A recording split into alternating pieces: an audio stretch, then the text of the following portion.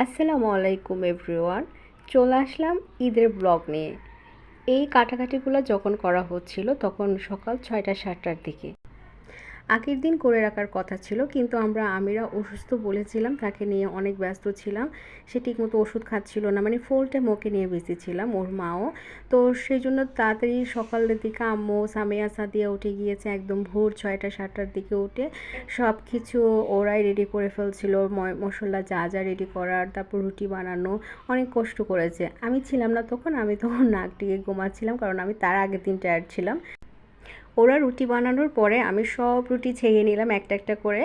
তারপর আম্মু সকালে নাস্তার জন্য ছোলা ভাজা করে রেখেছে বেশি করে, তারপরে দুধ সেমাই করে রেখেছে, সালাদ করে রেখেছে।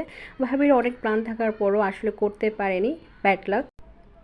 এদিকে আম্মু আর ঝর্ণা আন্টি এসেছে, ওনার সাথে নাস্তা করছে আর গল্প করছে দুই বোন মিলে। তো আমাদের মাংস কাটাকাটি করে উপরে তুলে দিয়েছে নিচে কসাইরা, সেগুলো আম্মু বসে আবার কাটাকাটি করা শুরু করে দিয়েছে রান্নার জন্য। কোরবানির মাংসটা আমি বসাবো, সেই জন্য একদম বড় পাতিলে বেশি করে নিয়ে একসাথে রান্না করেছি। তো আমি একটা মশলা রেডি করে সবসময় মাংসের জন্য রান্না করি, সেটা হচ্ছে ধনিয়া, আস্ত জিরা, লং, এলাচ, তারপরে হচ্ছে দারচিনি, তেজপাতা দেওয়া হয় না, শুকনা মরিচ। এই সব কিছু মিলে আমি ব্লেন্ডারে ব্লেন্ড করে নিব।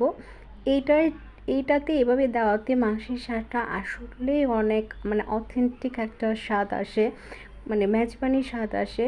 তারপরে হচ্ছে এগুলো হালকা টেলে নিব, হালকা টেলে নেওয়ার পরে যখন এগুলো একটু মচমচে হবে তাই ব্লেন্ডার করে নিব। তো আমি মাংসগুলো বসানোর জন্য পেঁয়াজ বাটা, আদা বাটা, রসুন বাটা দিয়ে দিচ্ছি। এগুলো আমি কোনো মেজারমেন্ট করে দিচ্ছি না, আমার চোখের আন্দাজে দিচ্ছি আমি। কারণ আমি প্রায় অনেক সময় কোরবানির মাংস আমি বসাই।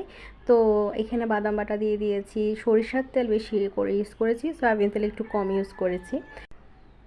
আমার রান্না করা মাংস বাসার সবাই অনেক পছন্দ করে। তো এরপরে আমি ভালো করে হাত দিয়ে মানে মেখে নিব, কারণ এভাবে হাত দিয়ে মাখানোতে কিন্তু মাংসের স্বাদ আরও দ্বিগুণ বেড়ে যায়, এটা আপনারা জানেন। অনেক বড় একটা পাতিলে নিয়ে বসাই দিলাম, আর উপর দিয়ে সে আমার বানানো গুঁড়া মশলাটা দিয়ে দিলাম। এরপরে মাঝে মাঝে গিয়ে দেখছি এগুলা হচ্ছে কি না, দেখছি মাংস আসলে কোরবানির মাংস হতে কিন্তু বেশিক্ষণ টাইম লাগে না, এটা খেয়াল করবেন। আর এটা যেমনই রান্না করেন না কিন্তু অন্যরকম একটা স্বাদ আসে, এটা আল্লাহর রহমত বলা যায়। So here my recipe after cooking.